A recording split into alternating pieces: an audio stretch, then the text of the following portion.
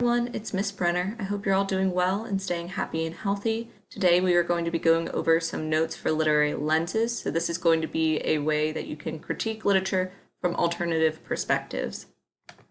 So what is a literary lens?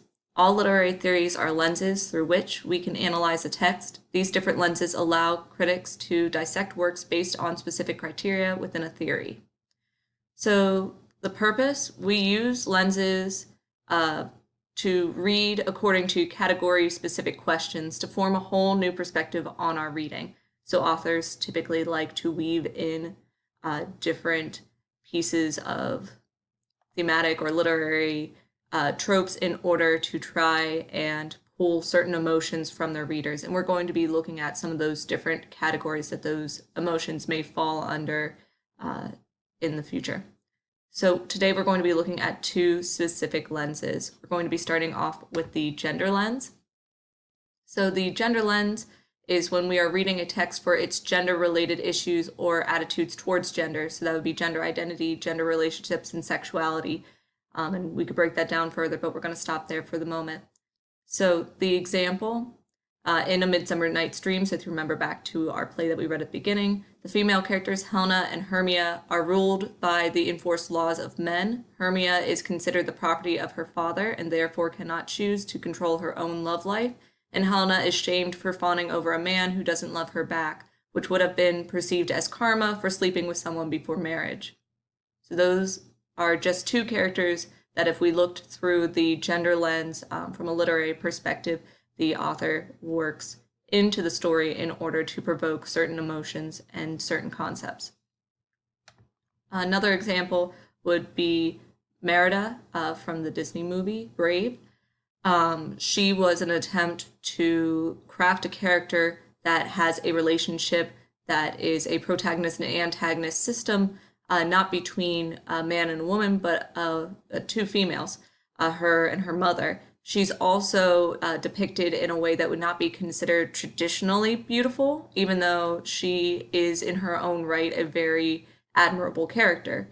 So overall, as far as from a gender lens, the director and animators worked hard in order to craft a story that may oppose or defy typical gender roles and expectations. So as far as questions to consider the gender of the author and the characters. What role does gender play in the text? We typically have a mixture of different genders in stories in order to try and create conflict and have some kind of plot line. Observe how gender stereotypes might be reinforced or undermined. What is the author trying to say about stereotypes in cultural beliefs? Try to see how the text reflects or distorts the place men or women have in society. How are the characters in the story more than just their gender identity? Consider the role of relationships. How do the characters interact based on their gender or sexuality? So when we're talking about the gender lens, this is not just like a feminist lens. This is looking at characters' behaviors all around. So you might be looking to see if somebody is a good father, a good mother, a good sibling, a good friend, those things, and looking at their gender and their typical expectations for the way that society would expect them to behave. Not always meaning that the person is a good or bad person, just looking at how the author shaped the character. Alrighty, and then when we're talking about making connections, an easy way to look through a lens is to use something you're already familiar with, which would be foreshadowing. So we're going to use some foreshadowing in order to look through this lens. So let's say you notice that the character had a memory moment. Does the character reflect on past relationships or past interactions that build a better understanding of their character? So a lot of times when the characters have flashbacks in the gender lens, they are reminiscing about relationships or their interactions with other people. And so we would be looking at it from a gender perspective. Contrast and contradiction, do the characters behave in a way that may be considered abnormal for gender stereotypes? And then words to the wiser, do the characters discuss advice that contributes to the controlling strong emotions? So like fear, love, and anger, or others. And do characters offer advice to create a connection or bond? So oftentimes you'll see that between a mother and a daughter, father and a son, or obviously other combinations, but I'm just listing a few. So another one that we're going to talk about today will be psychological lens. So this is a separate lens from gender. We are now looking at reading a text for patterns in human behavior.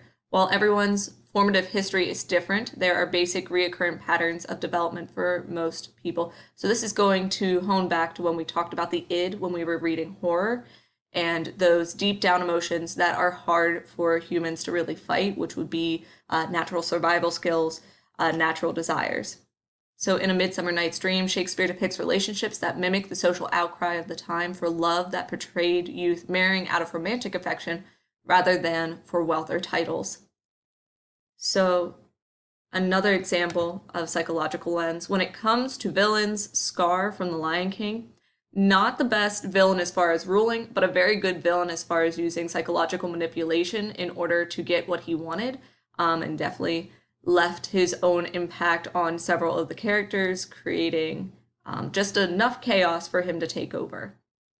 So if we were going to analyze The Lion King from a psychological lens, Scar would probably be at the center of a lot of the different psychological elements within the story. Questions to consider with the psychological lens. Why do certain characters act the way they do? How does this give deeper meaning to their motives and goals?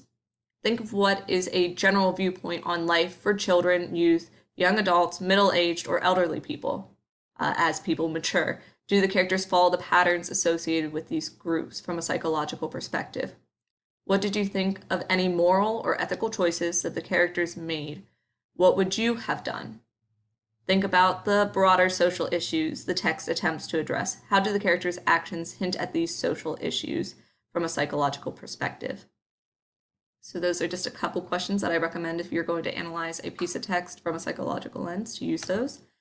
Once again, calling back to foreshadowing, since we are already very familiar with foreshadowing at this point, if we were going to analyze from a psychological lens and you notice there's a memory moment, does the character reflect on the past interactions that hint at their mental state or emotional turmoil? Let's think about contrast and contradiction. Do the characters behave in a sporadic nature that seem abnormal for their original personality? Have they made a large change for one reason or another? An aha moment. Do the characters make or contemplate ethical dilemmas? Do you agree with their choice from a moral perspective? Alrighty. So those are going to be the two literary lenses that we're looking at for today. I'll come back with another video to go over two more. Alrighty guys, have a wonderful day and I will talk to you guys later. Bye.